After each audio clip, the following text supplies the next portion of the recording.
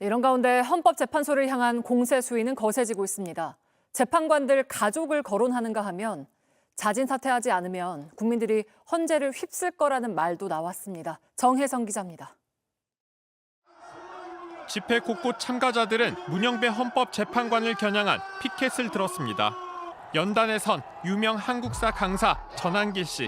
극단적으로 좌편향적인 국가관을 가지고 이재명과 친분이 두터운 이런 재판관이 과연 공정한 심판을 할 것이라고 믿는 사람이 과연 있겠습니까?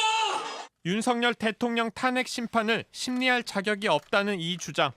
정치 성향이 심판 결과에 영향을 미칠 거라고 확신하고 있습니다.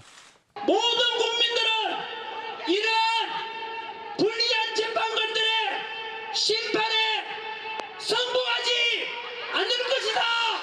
국민들이 헌재를 휩쓸 것이고.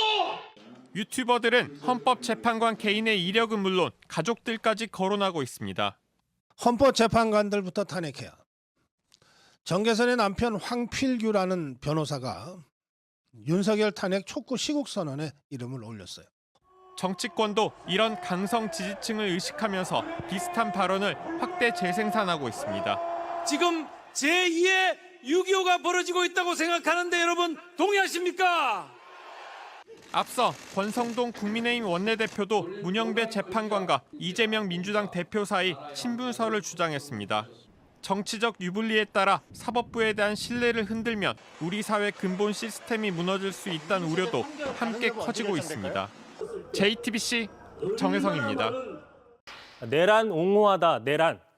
자, 지난 26일이었죠. 윤석열 대통령 구속 기수 이후에 그 유튜버들 사이에서는 니탁 공방, 내부 분열, 집안 싸움이 점점 커지는 모습입니다. 대표적으로 신남성연대의 배인규 씨가 자신을 향한 내부의 어떤 비난이 커지고 있다면서 앞으로는 탄핵 반대 집회를 하지 않겠다, 중단하겠다고 선언을 했습니다. 직접 들어보시죠.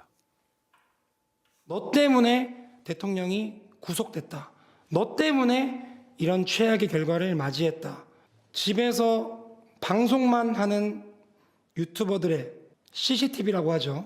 집회 현장만 찍으면서 산책 다니는 그 친구들에게는 책임 전가를 안 하더라고요. 그래서 저도 집회 안 하겠습니다. 사실 일반 시청자분들은 배인규 씨가 누군지 잘 모를 수도 있을 것 같은데 이번에 탄핵 반대 집회를 주도하고 또 서부지법 폭동 사태 때 저희가 보도했었는데 이렇게 영상 빨리 다 내려라, 폭동 사태 찍힌 거 이렇게 호소했던 인물이죠. 그렇습니다. 말씀하신 것처럼 지난 서부지법 폭동 사태 당시 현장에도 있었고요. 다른 극우 유튜버들에게 체증되면 다 잡혀가니까 빨리 영상을 내려라라고 얘기를 해서 뭐 증거인멸이 아니냐 이런 또 논란이 있었습니다. 어쨌든 배 씨는 자신의 유튜브에서 자신이 그동안 얼마나 윤석열 대통령을 위해서 노력을 해왔는데 자신을 비난하냐면서 특히 극우는 노인이다 이런 프레임을 깨기 위해서 젊고 예쁜 젊은 층들을 무대에 세우려고 했고 또 무대를 만들기 위해서 돈도 많이 들였다 이렇게 억울하다는 걸 표시했습니다. 계속 들어보시죠. 틀딱 프레임 깨기 위해서 2030 예쁘고 잘생긴 친구들만 연단에 올렸습니다. 정말 오랫동안 준비했던 인원들입니다. 댄스팀들이 이렇게 얼굴을 꽁꽁 감출 수밖에 없던 이유는 공연을 하는 특성상 아직까지 우파 집회에 쓰기가 힘들기 때문입니다. 돈도 2배씩 줬어요. 그래야 나옵니다.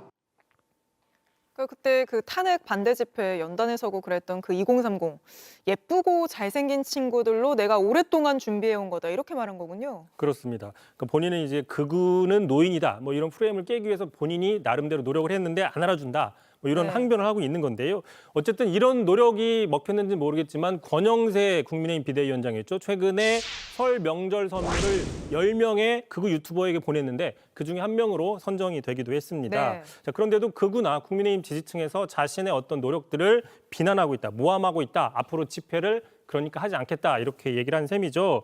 참고로 윤 대통령 변호인단은 그동안 체포도 구속도, 구속 기소도 전부 다 불법이다 이렇게 주장을 해왔었죠. 자, 그러다 보니까 극우 보수 진영에서는 윤 대통령을 지킬 수 있다면서 여러 지지층들을 선동해 왔는데 막상 구속 기소가 돼버리니까 내부에서 혼란이 생기고 내부 갈등, 내부 다툼이 커지고 있는 거 아니냐 이런 분석이 나오고 있습니다.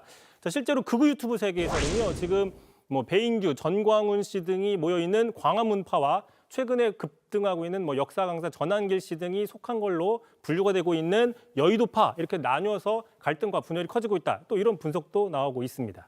사실 여의도파와 광화문파 뭐 이런 뉴스를 언제까지 전해드려야 할지 모르겠습니다. 내란 우두머리 혐의로 구속 기소된 윤석열 대통령. 절대로 우리 국민을 다치게 할 수는 없다. 경찰도 경호처도 모두 우리 소중한 우리 국민인데 차라리 내가 잡혀가겠다. 이렇게 윤석열 대통령께서는 본인 스스로 희생을 선택했습니다. 지난 주말 탄핵 반대 집회에 참석한 한국사 강사 전한길 씨는 윤 대통령이 꺼내든 부정선거 의혹에 거듭 힘을 실으며 계엄은 불가피했다고 주장했습니다. 실제로 제가 조사해보니까 너무나 많은 의혹과 의심을 살 만한 점이 많았습니다. 과거 군사 쿠데타와 비교하며 내란은 말도 안 된다고도 했습니다. 2만여 명이 동원되었던 12.12 사태 등과 비교해봤을 때 10분의 1이 아니라 100분의 1밖에 안 되는 인원이라서 국회를 장악하려면 최소 수천 명은 동원돼야 할 텐데 기껏 국회의원 수보다 더 적은 280명 선관위에 297명이 동원되었고 탄핵에 대한 찬성 집회들은 지금 반대 집회보다 인원이 없지 않습니까? 국민 여러분, 탄핵 반대 목소리가 들리십니까?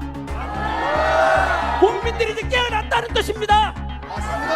이러니까 계몽령이 저는 맞다고 생각합니다. 선관위 한 직원은 직장인 익명 커뮤니티 블라인드에 글을 올려 답답함을 토로했습니다. 전한길 씨를 겨냥해 명칭부터 알고 문제 제기하라고 한 겁니다. 대만처럼 전자개표가 아니라 수작업으로 진행해 보시죠. 내 주인은 내가 뽑는다라는 이 민주주의의 가장 근본을 지키는 것이 저는 중요하다고 생각합니다. 선관위 직원은 전자개표기가 아니라 투표지 분류기라고 꼬집었는데요. 우리나라 개표는 분류기가 정당과 후보자별로 투표지를 분류한 뒤 사람이 일일이 손으로 확인하는 식입니다. 선관위 직원은 일타 강사님, 개표장에 한번 오시기 바란다며 부정선거 주장은 머릿속에서 나온 것일 뿐 선거 현장을 너무나 모르고 하는 말이라고 했습니다. 그러면서 부정선거를 주장하는 유튜버부터 대통령까지 증거가 차고 넘친다고 하는데 실수, 부주의가 있었더라도 절대 당락에 영향을 미치지 않음은 표 차이를 보면 알 수 있다고 강조했습니다.